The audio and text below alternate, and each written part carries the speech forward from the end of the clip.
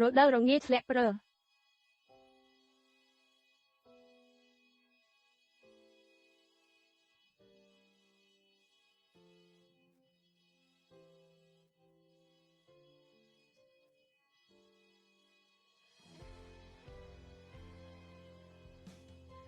គាត់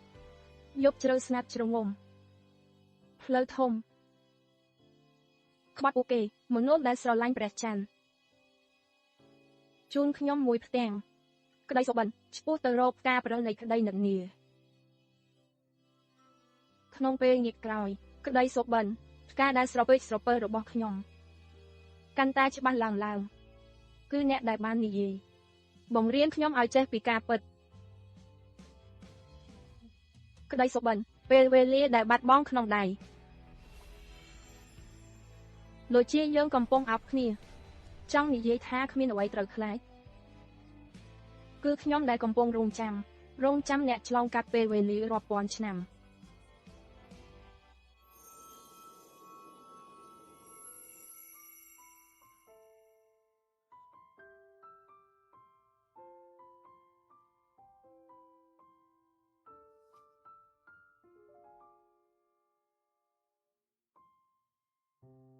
ក្តីសុបិនហ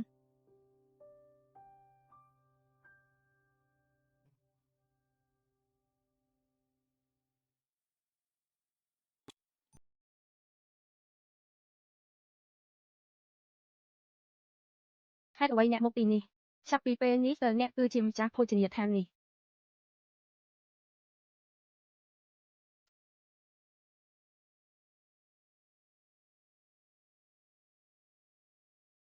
បានហើយ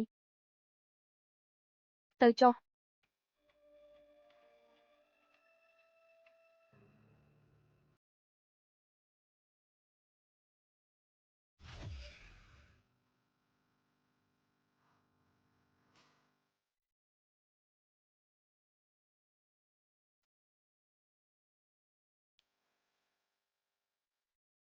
លោកស្រីអរគុណអ្នកទាំងអស់គ្នាអ្នកកំពុងនិយាយពីនរណាតើនរណាដែលរងចាំខ្ញុំជានិច្ចព្រះករុណាចាង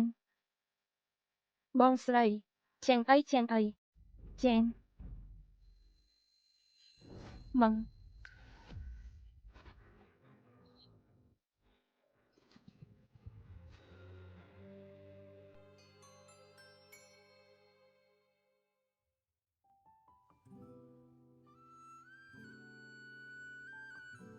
តើអ្នកឈ្មោះអ្វី